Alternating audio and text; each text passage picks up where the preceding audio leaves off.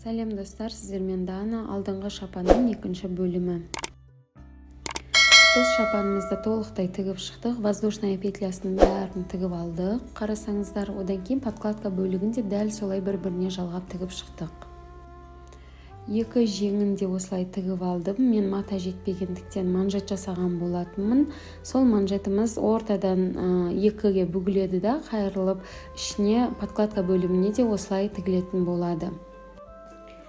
Барлығын осылай тігіп алып дайындап аламыз. Одан кейін подкладкамыздың үстіңгі жеңіміздің үстіне сборка жасау үшін тігіс түсіреміз. Кішкене сборка жасаймыз. Одан кейін осылай шапанға өздеріңіз үшін белгілеп аласыздар, алды, арты деп жеңді. И алдыңғы бөлігіне осылай алдыңғы бөлігін қойып жеңімізді тігіп алатын боламыз. Бұл жерде шапанға стойка воротник жасау үшін мойын бөлімін өлшеп аламыз. Менде 33 см шықты. Сол 33 см-ді екіге бөлінгендегі өлшемді осылай түзу сызық етіп линейкамен сызып шығамыз.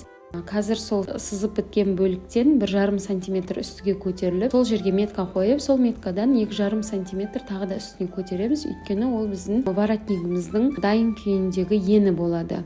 2,5 см. Одан кейін сол орта ұзын түзу сызық сызылған бөлігіміздің ортасына метка жасаймыз да, сол сызықтан, меткадан плавно көтерілеміз. Сол кезде бізге воротнигіміздің кішкене формасы келетін болады. Одан кейін үсті жағын осылай кішкене домаландырып, біздің стойка воротнигіміздің формасын жасап аламыз. Жан жағынан 1 см тігіске қалдырып, кесіп шығамыз. Осындай бөлік маған 2 штук қажет болады.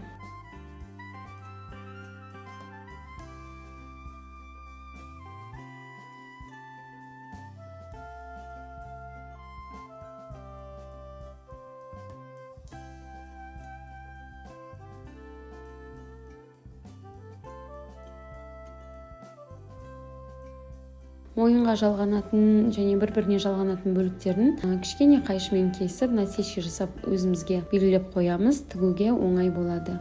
Міне бізде жағамыздың екі бөлігін бір-біріне қаратып, 1 см көлемінде тігіп шықтым. Одан кейін артық тігістерін қиып алып тастап, қайшымен аккуратно 1-2 мм жеткізбей, осылай айналған бөліктеріне, дөңгеленген бөліктеріне насечка жасап алдым. Содан кейін оңға қаратып үтіктеп аламыз.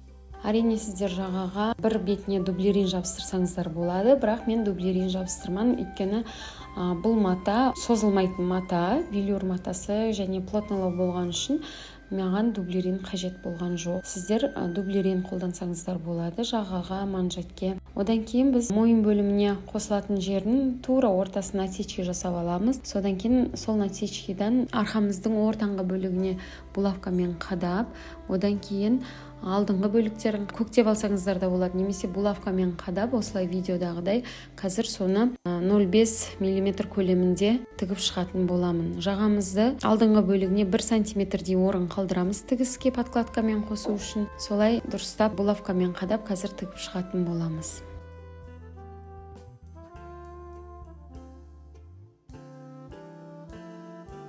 Міне бізде жағамыз негізгі бөлігіне тігіліп шықты. Енді осылай қойып, подкладкамызды тура үстінен қайталап булавкамен қадап шығатын боламыз. Иықтың тігісіне дәлдеп, одан кейін бел жақтағы шапанның юбкасымен қосылған бөлігіндегі тігістерді бір-біріне сәйкестендіріп алатын боламыз. Тура мойынның ортасына сәйкестендіріп аламыз. Подкладка бөлігінде міне насечка жасап жатырмын.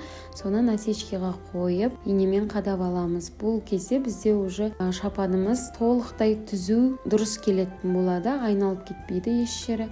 Сондықтан бұл момент өте маңызды. Қарасаңыздар, міне тігісіне сәйкестендіріп, осылай айналдыра тігіп шығатын боламын. Екі жанын, одан кейін мойын бөлігін, иық бөлігін тігіп шығатын боламын. Астын пока тікпеймін, өйткені біз жеңді тігіп аламыз. Содан кейін біз подкладка бөлімінде мен кішкене бір 12 см-дей тікпей кеткенмін, отверстие қалдырып, сол жерден кейін біздің шапанымызды оңға аударатын боламыз.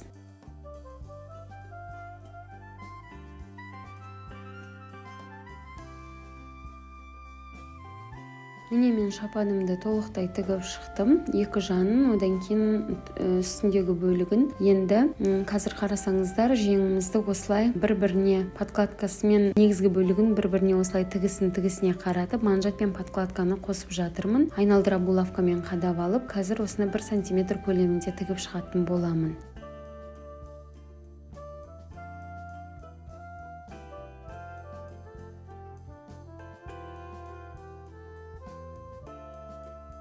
Міне жеңін тігіп болдым. Енді қазір біз жеңін осылай оңға қаратып көріп аламыз. Бізде дұрыс келді жеңі шапанның. Енді соңғы бізде қалған нәрсе бұл астыңғы бөлігін жалғайтын боламыз. Біз подкладкада айтқандай отверстие қалдырғанбыз, содан оңға қарай аударып алатын боламыз. Астыңғы бөлігінде туралап, бір жерлері ұзын болып тұрса, соны кесіп, сантиметровый лентамен өлшеп, белгілеп, артық жерлерін кесіп тастап аламыз. Одан кейін бір-біріне осылай тігістерін сәйкестендіріп, түзу етіп 1 см көлемінде тігіп шығатын боламыз. Міне мен полностью тігіп болдым шапанымды. Енді қалың болып тұрған осындай бұрыштары, жалғанған жерлерді осылай кесіп шығатын боламын. Бұрыштарды сөйтіп қазір шапанымызды оңға аударатын боламыз.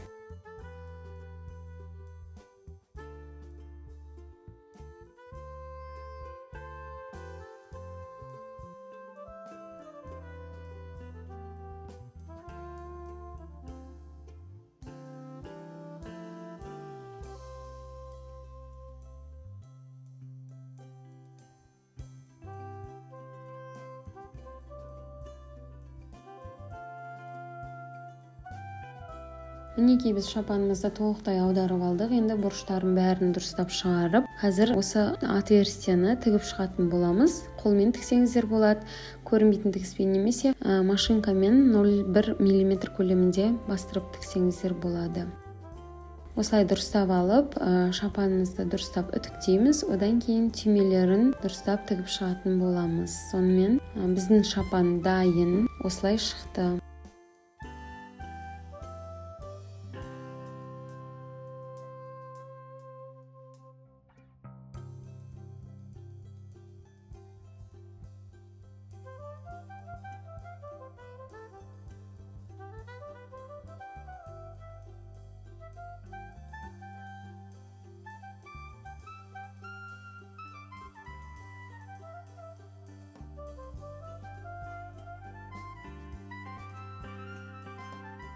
Шапаныңызға қарасаңыздар, түймені де велюрмен қаптап шықтым, қолмен қаптадым. Одан кейін ромбик жасаған бөлігіне осылай аппақ моншақтарды тігіп шықтым. Біздің шапанымыз осылай шықты. Сіздер де қайталап тігіп көріңіздер. Видео ұнаса, лайк басып комментарий жазыңыздар, каналға тіркеліп алыңыздар.